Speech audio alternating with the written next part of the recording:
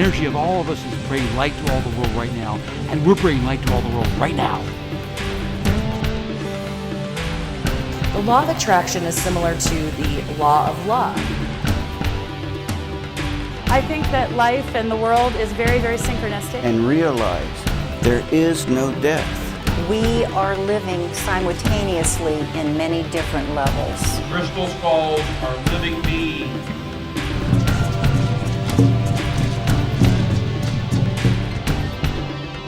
For any of us to ever think that we're the only ones here on planet Earth is about the stupidest thing I've ever heard. And remember who you are. Remember who you are. Remember who you are.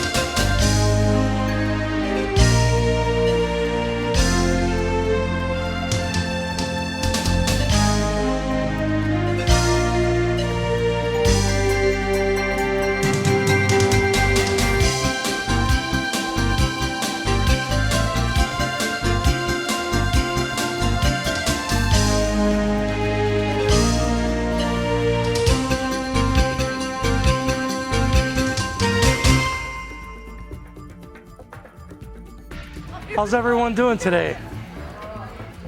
It's fun, ain't it? All these crystals, man, it's like so much energy. I always get a little like I gotta, oh, you know what? Grandmother Silver Star showed me a star symbol, how to ground yourself. Check this out.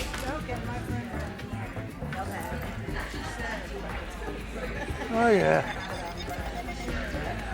That's that up and down arrow.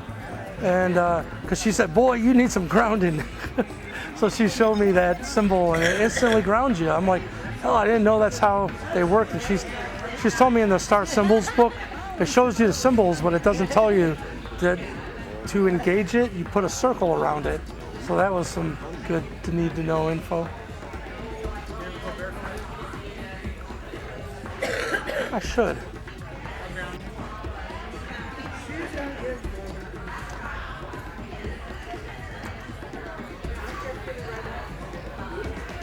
That's a good idea. That feels much better.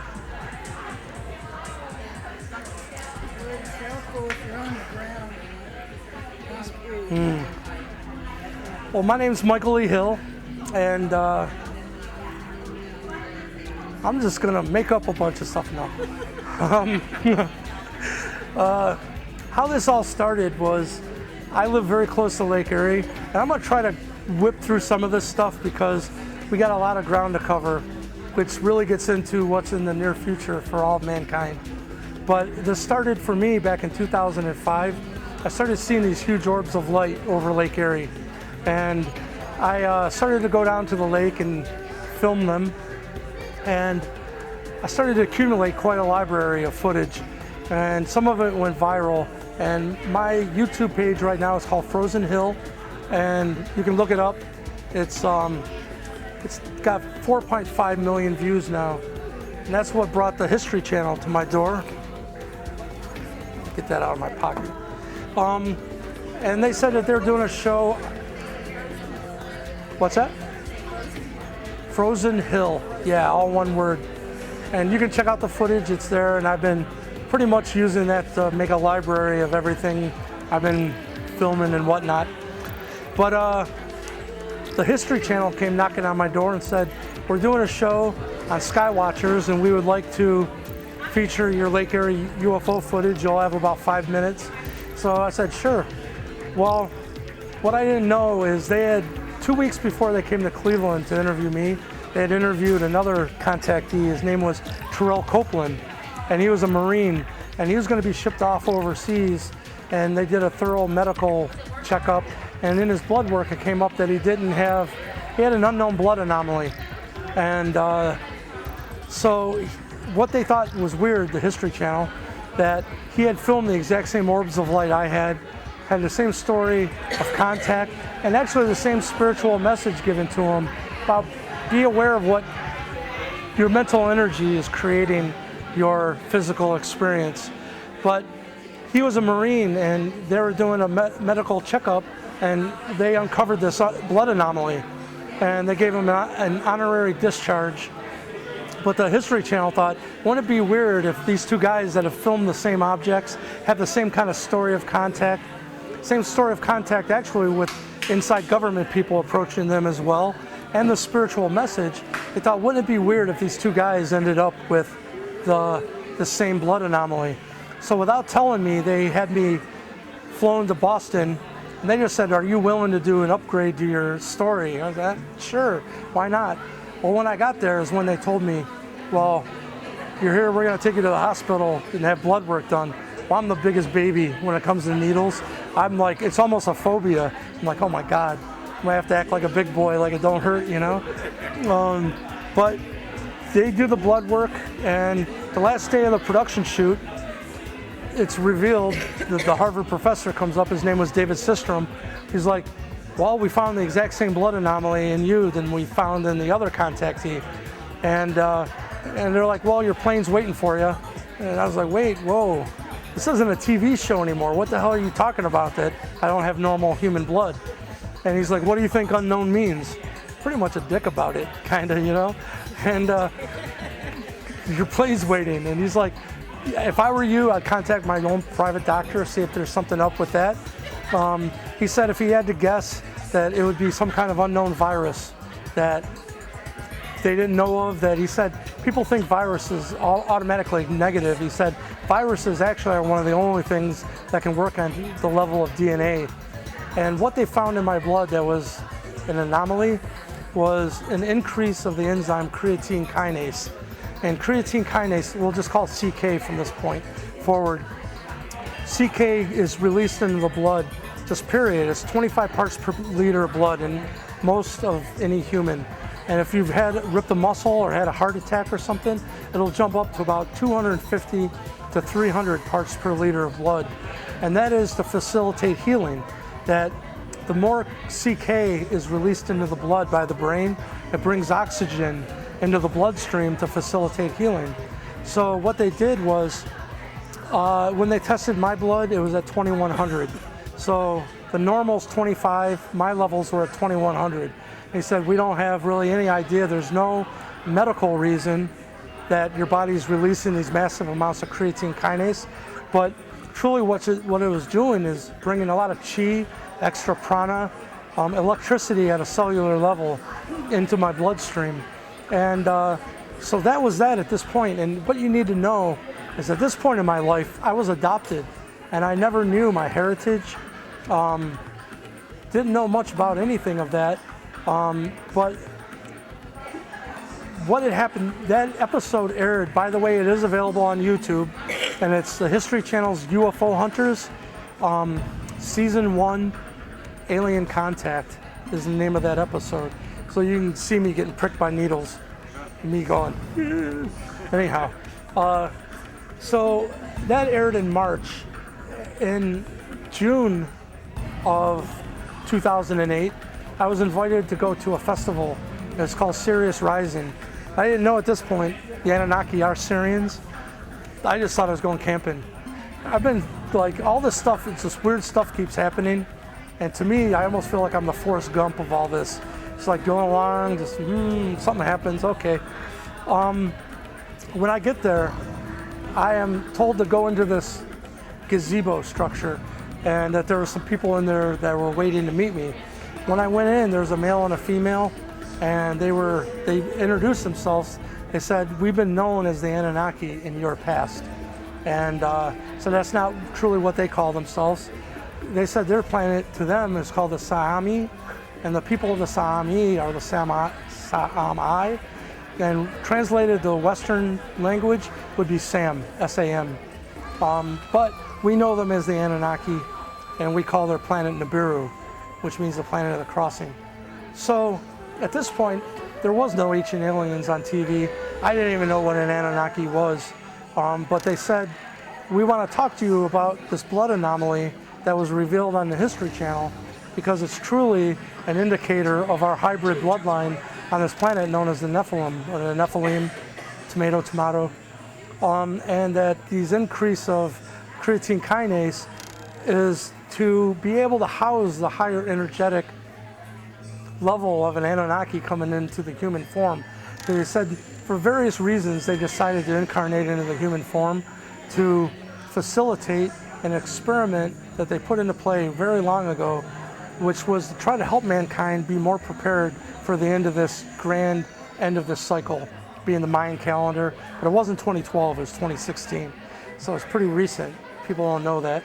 But they said that to facilitate us being more prepared, that they were going to put in an experiment that, because according to the Pleiadians, when they look forward in the future, mankind was not going to have enough time before the end of this cycle to transmute its collective shadow work, that there just wasn't enough time. They said, what we don't understand is the Earth's magnetic field acts as training wheels, as like a buffer between the thought and the manifestation of thought. The higher the magnetic field, the more of a time lag there is between the thought and the manifestation.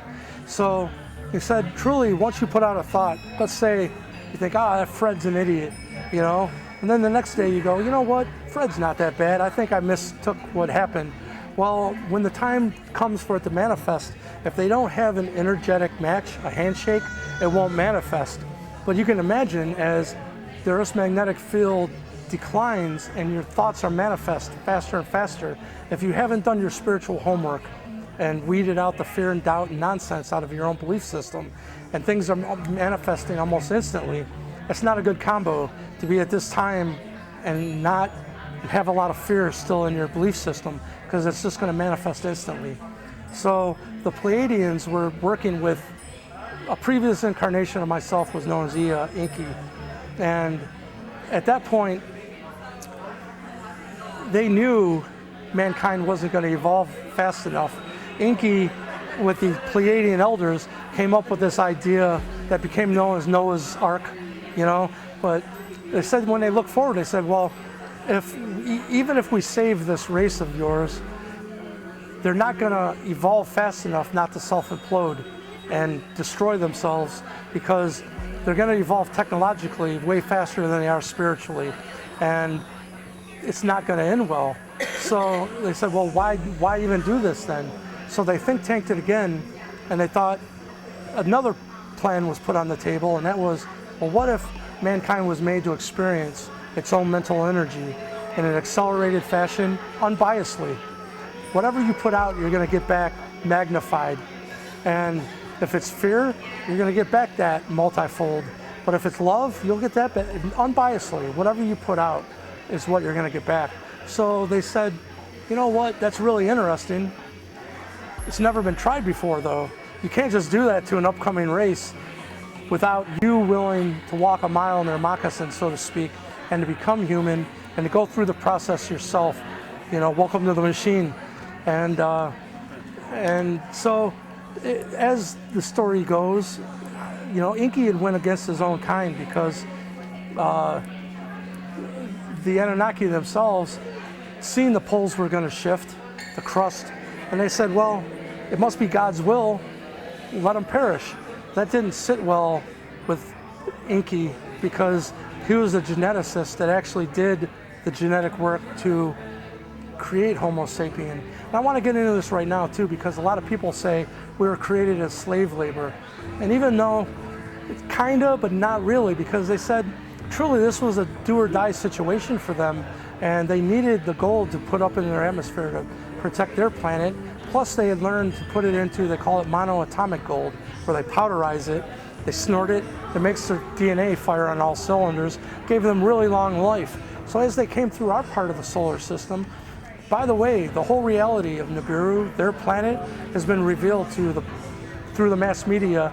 You can type in 2016 Planet X found, you'll find out that throughout the mass media, our scientists, NASA and everything says, we now know there is another planet in our solar system. It only comes through our part of the solar system every 3,600 years. And it goes in orbits around a dark star. So we know all stars go through life cycles and eventually will turn into a supernova or even a black hole if it collapses on itself. But the mass is still there. So this planet is the only planet out of our solar system that orbits our dark star and goes around, and it only comes back through every 3,600 years here. Well, they noticed that there was this huge gold deposits here, so they said, well, why don't we set up mining operations? Well, what this gets into is, any of you familiar with Einstein's twins paradox? What that was he said, the faster we travel through the ether, our way we perceive time actually changes. And in his mind experiment, he said, picture two twins, and one twin has a spaceship, and his earthbound twin stays on the Earth. The twin that gets in his spaceship and travels even close to the speed of light for 5 years, when he returns to Earth, his brother will have died like 500 years ago. That they said, as weird as this sounds to us, that it's been proven in today's science, because like a jet airplane, if you put an atomic clock on a jet airplane and have a counterpart, you have them sync together on the ground, just at the increase of speed that the jet's flying compared to its ground-based partner, when it lands, there'll be a few milliseconds off. And they said, truly, I don't know if you guys seen Interstellar with Matthew McConaughey. They got into this idea as well, because they pointed out, well, if we go down to that planet because of the gravity and the speed, 1 week down there is going to equal 1 year up above the planet. And so in the same way, the Anunnaki that came here to mine the gold were known as the Anunnaki heroes, because they found that when they came here, because here's what you got to keep in mind. Each twin in that twins experiment or thought experiment, if they had wristwatches on, to each one of them, it's still clicking 1 second equals 1 second. It's not until they try to come back into each other's timelines that you see a problem. And in the same way, the Anunnaki would come here to mine gold. And just the same way that the faster you travel through the ether, your perception of time changes. Well, every planet has a different orbital speed through the solar system. So time is actually experienced differently on every planet that we travel to. And we'll get into, I was brought in by the NSA remote viewers team, but they told me that there are such things as stargates, and one is in Pine Gap, Australia. Said if you walk through that stargate in Australia, instantly you would be on Mars. But on Mars, if you tried to get your Anunnaki walkie-talkie, that's fun to say, and you call back to the Earth, that the Earth would be in the 1950s right now. Your actual perception of time changes depending on what planet you're on. Well, the Anunnaki that came here were called the heroes because when they returned back to their planet, their loved ones had aged at different rates than they did. They started to look at this as a death sentence to come here and mine the gold. Well, to the king of their planet, Anu, it wasn't acceptable for their workers to go on strike. That wasn't happening. So to them, he was amassing troops to come and take out the Anunnaki picketers, going on strike. Well, it was Inky back then that said, well, listen, there's not any indigenous life form that can help us with the toil and labor, but at this time, there was a Pleiadian soul carrier that just because at that point in evolution, it was drinking from ditches and grazing on all fours like cattle, does not mean we wouldn't have become Elohim in the future. It's just everything goes through these cycles of life. But as much as you might love a chimpanzee, like try to get a chimpanzee to help you mine gold, it's not going to happen. So Inky said, what if we upgraded their awareness and their consciousness, artificially really, genetically intertwined his own genetics with this upcoming Pleiadian, which people don't know this, but Inky had a Pleiadian mother. And people don't really know, like, why was Anu partnered with a Pleiadian queen that produced Ea, Enki, as the first born of their union? Well, you can imagine the Pleiadian queen was pretty interested in what was happening to her children, you know? So what happens is Enki was the firstborn and prince, you know, raised to take the throne, but in their succession of kingship, he severed that sooner down the timeline. Anu severed the relationship with the Pleiadian queen and took on an Anunnaki female as a wife, and they had another child, and his name was Enlil, who became known as Yahweh. And in their own succession of kingship, pureblood gets the throne over half-blood. So as the story goes, the Anunnaki, some of them didn't look favorably upon this experiment to create Homo sapien in the first place. And so the Anunnaki themselves, when the scientists found out the crust was going to slip, they said, well, it must be God's will, let it happen. And it was Enki who said, didn't sit well with him because he looked at humankind as family. So as this mythology goes, he went to his mother's side, the elders, and said, isn't there anything that can be done? That, you know, my race is going to let this beautiful race that has so much potential just perish and not even lift a finger. They said, well, what do you have in mind? So they went through this whole concept of a DNA library, the Ark, you know, which became Noah's flood myth and all that. They said, well, using our foresight of what we'd call remote viewing, but being able to see the future, mankind, this was a different time where we had a definite ending to this grand cycle of times, Kali Yuga, you know, hundreds of thousands of years time cycle was going to end in 2016. Most people think it's 2012, but it wasn't. It's December 21st, 2016.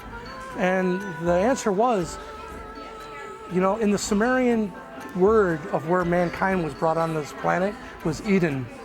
That sounds pretty familiar.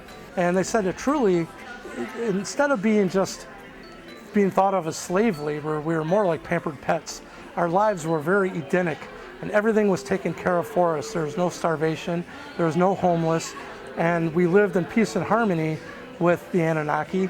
And if we wanted to meet one of them, we went to the pyramid, and you know, there was the 15-foot guy on his throne and the little us going up to learn from them. It wasn't a question. But the problem was, what the Pleiadians seen was, because of being pampered pets, we weren't evolving. We were stagnant because everything was taken care of for us. So they said, why are we going to go through this process of saving mankind if they're not going to evolve fast enough? Because like we're saying, with the Earth's magnetic field creating a buffer, or like training wheels, at this time, if you haven't weeded out your fear and doubt out of your own psychic belief system, and you're in a time where your thoughts manifest instantly, it's not a good combo. So they said, well, why even save them if they're going to self-implode anyhow? So then they think tanked it again, and they said, what if we did an experiment and we made mankind experience its own mental energy in an accelerated fashion back to them, and unbiasedly, whatever you put out, you get back multifold. If it's fear, you know, like in the Star Symbols book, it says because with this experiment, you can imagine you would want some way to gauge whether your experiment is working or not. That became known as the Council of 12, or it's the same thing. Some people will tell you 7 Lords of Light, 7 Lords of Darkness, which is brought up in the Emerald Tablets of Thoth. And the 7th tablet is actually called the Seven Lords. And that the Ancient Aliens has an episode called The Mysterious Nine. And I'm seeing that it's the same council, but why is they calling that 9? And from what I've understood, it's 7. And then halfway through the show, they're like, in the Council of 9, there's 7 seen and 2 unseen. I'm like, it's the same thing. But I've met Yahweh himself, and he said, Michael, I work with the 7 Lords of Light and the 7 Lords of Darkness, but I'm the only one who sits directly in between both councils, and I'm the only one who holds a seat on both light and dark. That leaves 6 members on each side, besides Yahweh in the middle. That's a council of 12, plus him being the 13th. And this is the council that oversees human evolution to see if we're learning what we need to learn. So they separate into 2 camps. 7 Lords of Darkness will see if you will give your I am, your sovereignty, your energy away to an illusionary outside source. And they'll test you to see if you do. They'll dangle carrots in front of you to see if you take the bait. And if you do, you're taking down a corridor of darkness. And it progressively gets worse and worse and worse until you, well, I asked him, I said, has anyone ever turned around that went down that dark path? He said, no, no one ever. That's interesting. But there's also the flip side of it, which to me is almost a little bit more difficult. And the 7 Lords of Light test a human initiate, and they said, upon everyone's death, you'll go before this council, and your soul will be weighed. And you'll see, the light will test you to see what kind of love and compassion you bring to any suffering that comes your way. It's the total flip side of the dark. And truly, this is interesting. I don't know if you know Graham Hancock, but he showed this mural, and he said it was on an ancient temple, and it actually tells you the Anunnaki spirituality. He said it was the myth of the churning of the Milky Ocean. And he said the most important thing in this myth was this Milky Ocean in between them, because in their mindset, that Milky Ocean contained the multiverse, and all the planets and all the galaxies and everything rested in this Milky Ocean. And there's 2 teams of churners, a team of light and a team of darkness, but they weren't at war with one another.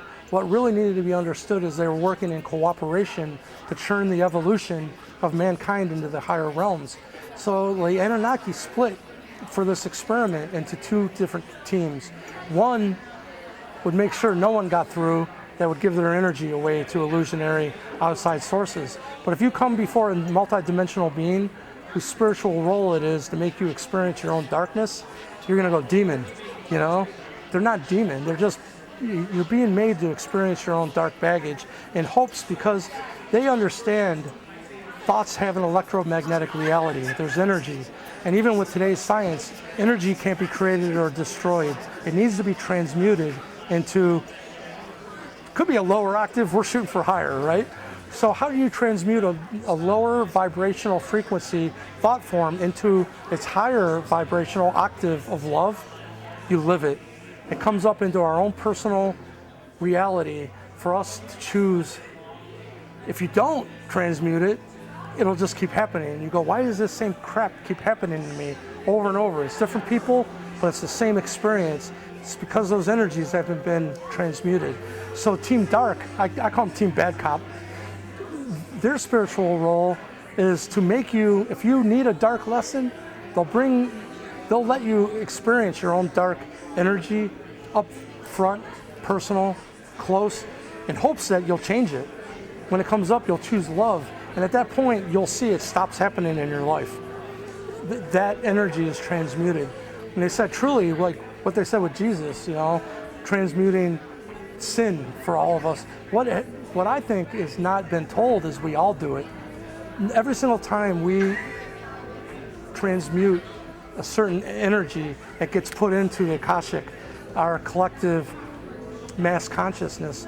And the next time someone comes across an experiment or an experience like that has that kind of energy stamp, they'll have a different thought form. It's truly how you chose to transmute it.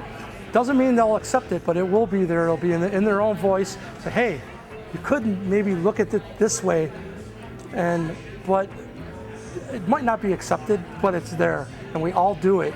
So Team Bad Cop is going to look out there over the mass consciousness.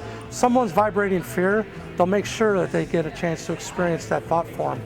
Team Light is coming in and guiding us into higher realms of sacred geometry, physics of light and sound and how it creates physical reality, music, things that uplift the human psyche.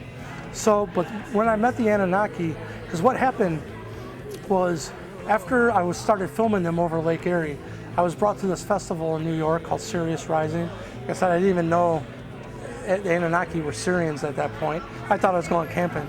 And there was some people in this structure, and I was introduced to them, and they told me, we've been known in your past as the Anunnaki. And what they said was, this whole experiment to accelerate human conscious evolution, how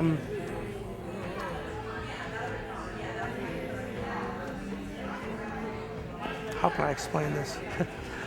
They said that their whole way that their succession of kingship and how they relate to mankind is based on a processional cycle.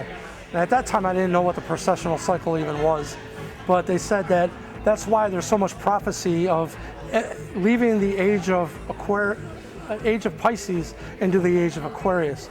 They said the very second that we entered the age of Aquarius, this experiment of light and dark acceleration was finished. We'd either have learned our lesson and got the approval, or we would have got a fail, and it would have been purification by fire. And they said, luckily enough, it looks ugly to us, but we're evolving at a rate that's unheard of. The Anunnaki that met me in 2008, he said, we wouldn't understand it because we're in it, just like those two twins in the twins paradox. Their wristwatches are still clicking 1 second equals 1 second. But he said they experience time differently than we do. And the only way we'd be able to understand it if we were doing an experiment to try to raise the awareness level or consciousness of some type of animal that was right on the verge of self-awareness, like say a chimpanzee. And he said, imagine that we were doing an experiment trying to raise the intelligence and self-awareness, consciousness level of a chimpanzee, and then we had a 2-week vacation coming up, and we went on our vacation, and when we came back, they'd created football and religion and government and, you know, cities, and to them even, they're going, whoa, what the hell happened? You know, that something happened with this experiment that is creating something new in the multiverse, which is something that's gaining a lot of attention, and that is mankind is evolving at a rate that is unheard of even in higher realms. They said that, you know, we don't understand it because we're in it, but in 1950s, we wouldn't allow a black person to sit on, you know, the front of a bus or drink out of the same water fountain. We're killing dolphins left and right. Even though we got a long way to go, but at least people are becoming more conscious of our effect on the environment and, you know, on that kind of thing. He said, this kind of growth that we've seen in just 50, 60 years would take, without this acceleration software, it would have taken us lifetime after lifetime after lifetime to get the same amount of growth. They said, truly, this brings the attention because we're all one, right? So anything that, they said really truly, I want to say this is, they told me that is the whole purpose of this system of duality. It's a state of evolution where we become an individual. And the gift is, you get to take you with you after this cycle, and you get to unfold up into source with your likes and your dislikes and how you perceive reality, and you take it with you now. There's no more, you know, yes. So that's quite a gift, you know, and so what I want to tell you is what I learned from them as well about the mass consciousness is they said, what we don't understand is every first thought that we receive in our head is from the mass consciousness. And right now, unfortunately, the mass consciousness is still filled with a lot of fear and doubt and nonsense. And that once the thought form comes in, and it is from the mass consciousness, if you accept it, you own it, and you will manifest it. But said truly, once I started to understand thoughts created reality, I started to realize, well, why is my own internal dialogue still negative? You know, why? Like, to me, I'm like, I couldn't stop it. I was like, this thought would, oh, I'm getting screwed again. Oh, this person's betraying me again. I'm thinking, I went to the big woman upstairs, I call her. I'm like, what? I need an answer. You know, and what I got was a recording, like almost like a download of a giant record player. Remember the old style with the big horn, a needle that went down? And it said it's just a recording. And in that download of information, I got it, like out of the infinite amount of parallel realities from light to dark, that's showing me what I had a fear stamp on. There could be a lot of worse things but in my mind, that's not possible. But this has happened to me before, and that's where you have a fear stamp on. So I got to the point where, with that lesson to me of it's just a recording, I said, thank you for showing me my lowest common denominator. Now what else is available? The minute you can say now what else is available, you've broken that spell to the mass consciousness, because most people will not look for a different thought form. They'll think that that's my thought, they'll own it, but by the way, not every thought form is going to be negative. If it's a beautiful thought form from the mass consciousness, by all means own it, take it and run with it. But if it's something fear-based, like Bruce Lee said, he came across the same point in his evolution, and when he would have a feeling of a thought form of fear or doubt, he'd write it down on paper and burn it, give it back to the universe. Now what else is available? So to me, it's very important that when our first thought forms come into our heads, if it's negative, if it's telling you you're being betrayed or fear, just train yourself to go, thank you, what else is available?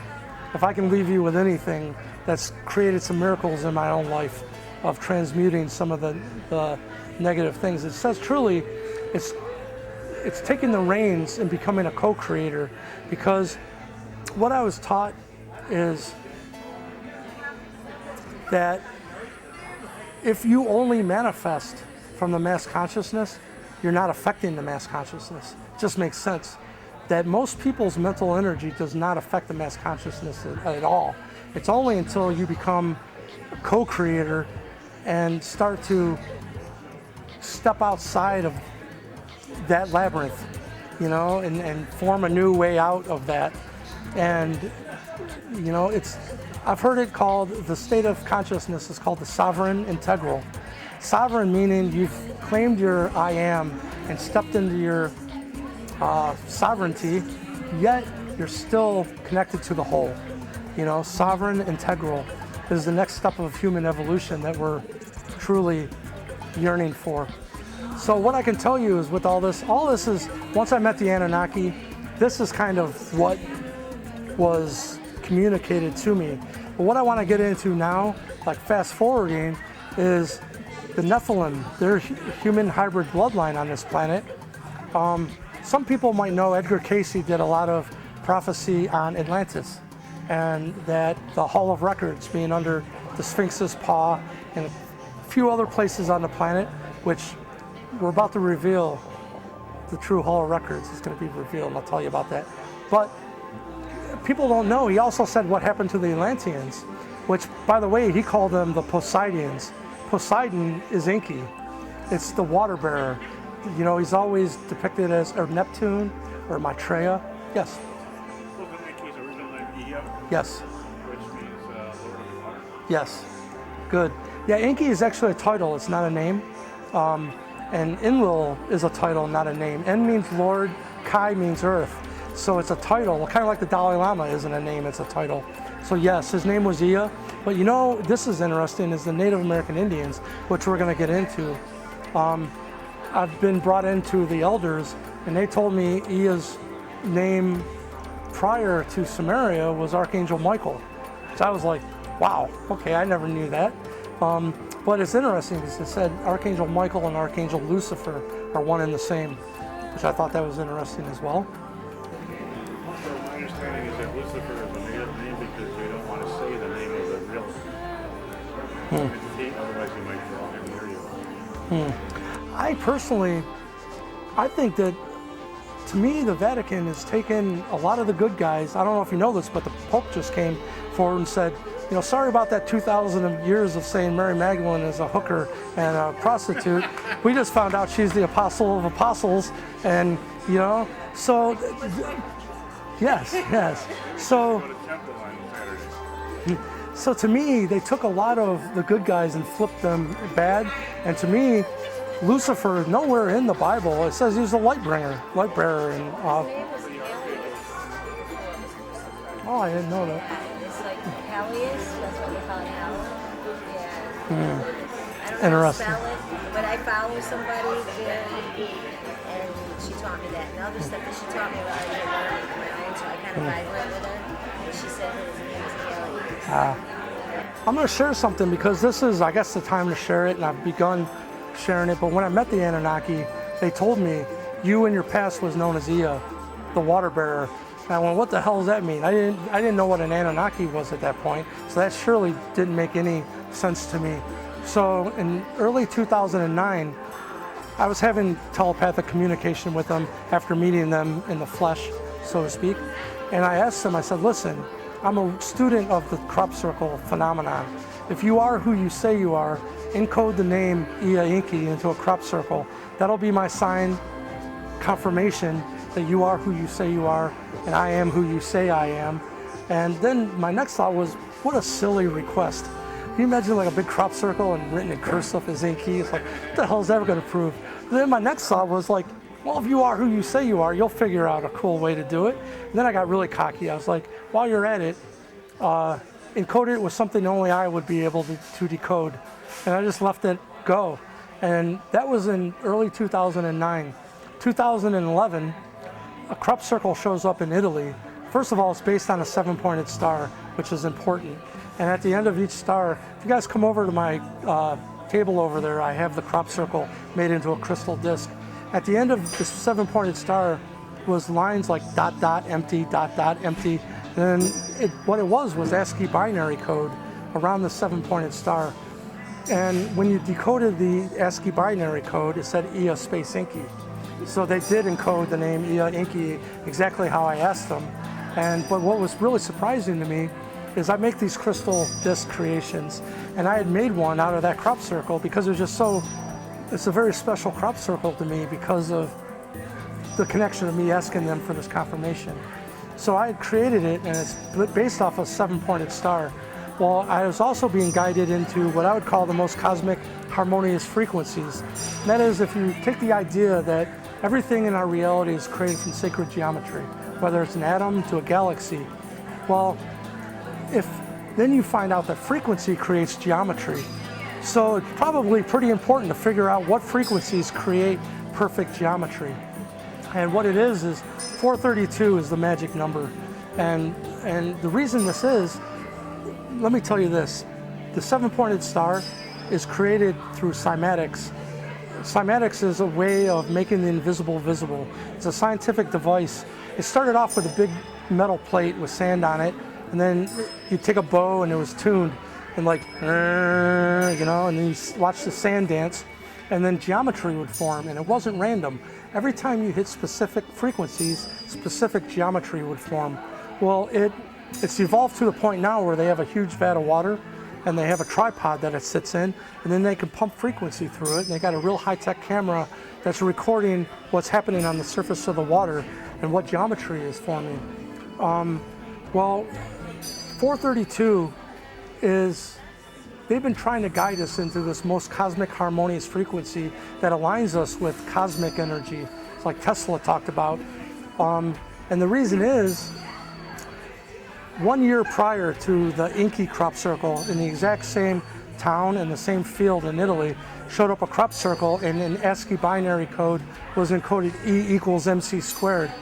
Well, science tells us now everything is both particle and wave simultaneously.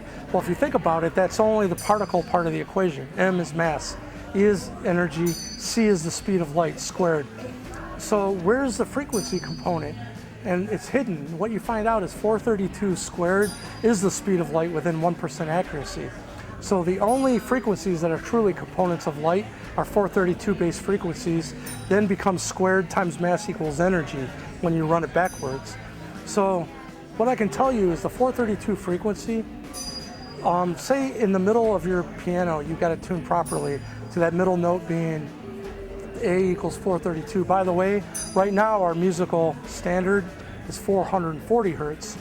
And man, this goes all over the place. But I met a Pleiadian ambassador, and he said, Michael, you know how the ancients gave us this idea of multiplying and dividing whole units by 12, whether it's 12 apostles, 12 hours in a day, 12 inches in a foot, 12, 12, 12, 12, 12. He said, let's see what happens when you take 440 and divide it by 12.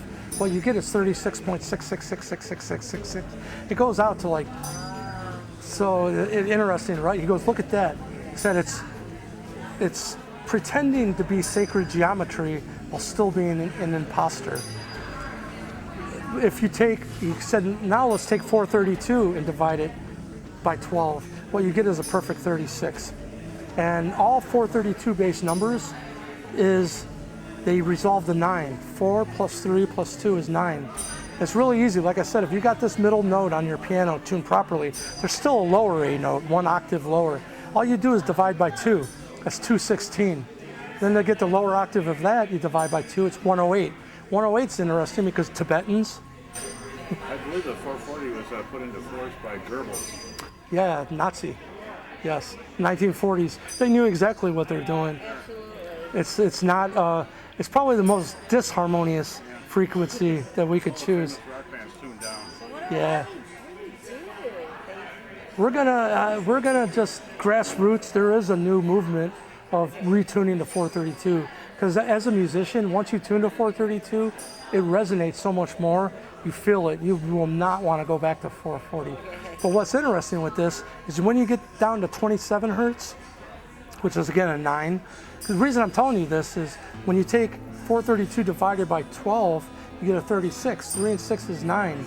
Tesla said once we understood the magnificence of the 3, the 6, and the 9, we'd unlock keys to the universe. Well, 4 octaves below 27 hertz, through a cymatic scientific device, creates a perfect 7-pointed star. It just so happens, what we'll find out is what I was talking about Edgar Casey. He said what happened to the Atlanteans. He said they became known as what is the Native American mound builders and intertwined into the Iroquois first, and then all the, the Sioux, the Cherokee. Cherokee and Iroquois are the same blood. But what's interesting with this is when you look, a lot of people might know in ancient Sumer, that humanity came right out of the gate, full functioning culture, math, law, ways of culture. Look at how many seconds is in 12 hours. It's 43,200, 432. When you look at the actual earth mounds, like Newark, Cahokia, Serpent Mound, the ones that have squares and circles, they're encoding 432 base frequency mathematics into the actual dimensions and layouts. So what I'm saying is, you'll see one wall of an earth mound that is 1,080 feet long. Another wall will be 2,160 feet long. That's 108 and 216. They're octaves of 432. It's like they've been trying to guide us into what are these most cosmic harmonious frequencies for a very long time. Well, what this gets into is the revealing of, biblically, they were known as the lost tribe from Israel.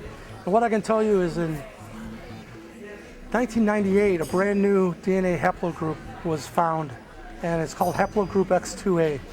And that's not that long ago, And what they found was it threw the history books upside down, because we've been told everyone that came to the United States came through this Asian migration route. Haplogroup X2A only exists, right now, presently, it's 3% of the Native American Indians still to this day. Said it could be much higher, because not a lot of Native American Indians have had their blood work done, but they know of at least 3%. But going back in time, some of these tall skeletal remains that have been removed out of these earth mounds are haplogroup X2A. But these were giants. So right here is a really interesting talking point to me. There's no doubt that a few generations ago, I'm haplogroup X2A, by the way, we were giants. Now we're not. Something's happened. It could explain even abductions, and I don't think the genetic work has truly ended, so we could fit in better and not stick out like a sore thumb. But when you trace this bloodline back in time, it's the hills of Galilee, Israel. it is the bloodline that defected with the Templars and brought, it's the Holy Grail, Sangreal bloodline. And they became known as what is the Mound Builders. And now they're intertwined into the Native American Indians. But what's funny is now I've been brought in by the elders, like Chief Golden White Eagle, and he does these Star Knowledge conferences, which is all the elders and grandmothers from all these different tribes, like the Aztec, the Zuni, you know, the Choctaw. They're all there, and they've got permission now to reveal their contact with star beings over thousands of years. So what I'm telling you now, I find it funny because they know. One of the grandmothers contacted me and she said, we're so happy that you're revealing the truth about the Mound Builders, because in 5,000 years of written history and 10,000 years of oral history, we know the Mound Builders are the remnants of the Atlanteans. And they also know that they're Anunnaki. It's just within their culture they know, which I find that very fascinating. But how this all revolves around what's going to happen in the very near future is I live in a place called East Lake, Ohio. And I found out my mother worked for the recreation department for 20 some years. And I remember growing up, she would say, there used to be an Indian mound up there. And I went, really? So I went and looked into it. Sure enough, this site had walls that were 660 feet long and a big triangle, 660 foot long walls with a pyramid in the middle of it. And they'd mowed it down. There's a school that sits there now. But I started to realize the oldest name in our city is called Lost Nation. It's like ding, ding, ding. It's like if someone was trying to, you know, it's like I grew up there and all of a sudden it's like, oh, hello. When you get to the end of Lost Nation Road, it then ends at Lake Erie. Because what happened was when the bloodline came up into the bottom of the North American continent for the first time, they met the Mayans first, showed them Mayan calendar, pyramid building. But this darkness experiment of accelerating light and dark was well underway. So all of a sudden, when darkness set in and the Mayans are like, well, we think we need to start sacrificing and heads, the Mound Builders are like, let's keep on going north. You know, I don't think they're really getting it. So they went up and became known as what the Mound Builders, but they went until they dead-ended on Lake Erie. And this area they named Tioga, which is an Iroquois word for place of entry, peaceful valley. And so when you get to the end of Lost Nation, if you take a left within a mile, you're at the first site of the Mound Builders. But if you take a right, someone in the street names left a treasure map, and the first word is Tioga. The next word is Cherokee. The next street name is Iroquois. The next is Seneca, Seminole, and then Mohawk, and then Thunderbird, which interesting, huh? So I started to realize, as someone was trying to erase this information from our history, it had to be a Templar that was making sure it was actually in our street names. So I want to fast forward to a couple months ago. I got a call from a gentleman from the Smithsonian, and he said, do you know that there's still an intact mound in your city? No. You know, I was raised there. No one in our city knows that it's there. And sure enough, it's kind of hidden in plain sight. If you go to chagrinriverpark.com, it's a lake metro park. It says right there, this was the site of the Whittlesley Indian culture. We'll get into that. I'm going to hit this real quick.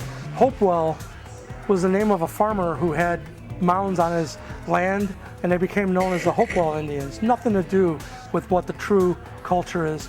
In this part of Ohio, they were called Whittlesley.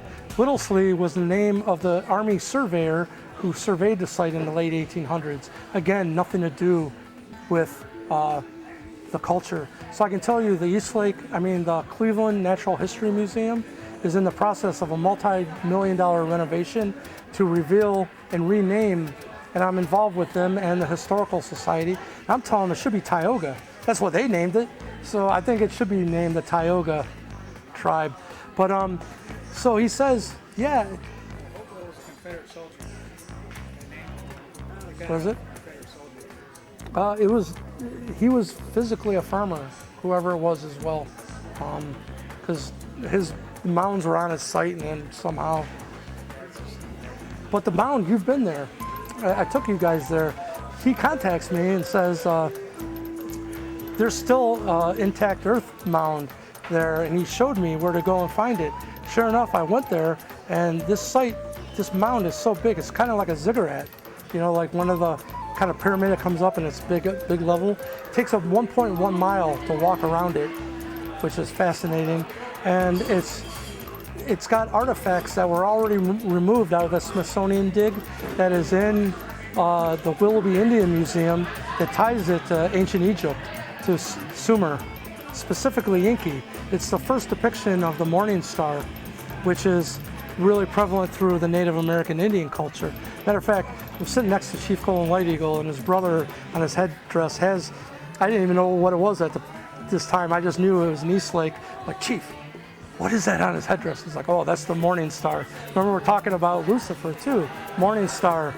Interesting, the whole correlation of what's coming about. But what I can tell you is Thomas Johnson, the wife of Terry Rivera, she's the Serpent Clan grandmother for the Native American Indians. He's been on the History Channel as well, and he's working with a team that has brand new technology, ground penetrating radar, and we're bringing that team to scan this new unknown Hall of Records mound site to see what's there. But what I can tell you is in 2024, the next total eclipse, you know how there's an X? That next one comes right over the mound in East Lake, Ohio. And all the elders, just recently, all of the elders through the Star Knowledge family, we had 1,000 people at Serpent Mound for the eclipse. And if you go to NPR, they were there, and we ended up on the NPR news site for the eclipse. Here I am rubbing the microphone again. Doesn't that sound good? Can I do this? Sorry. 5 minutes. So here's what's happening. Man, I'm just gonna lay down some stuff. I met who in the Native American Indian culture was known as White Buffalo Calf Woman. She's Pleiadian, and she's here in physical incarnation. And we just walked the site, and we were told that it took both of us, being twin souls, to walk that site to unlock the Hall of Records. That's been done. Our marriage will be on that mound in 2024, and that it truly will be a new beginning for mankind, of the unlocking of mankind's hidden history and who we are as a species. Because to me, I was like, whoever gave the Vatican the authority to hide who we are as a species? I didn't tell them, I didn't give them that permission. So to me, let's just open up the Hall of Records. Let's open up the Vatican archives, let the pieces fall where they may. And that is truly the apocalypse. The apocalypse means the revealing of what was once hidden. So I'm proud to be a bringer of the apocalypse, and I'll end it there.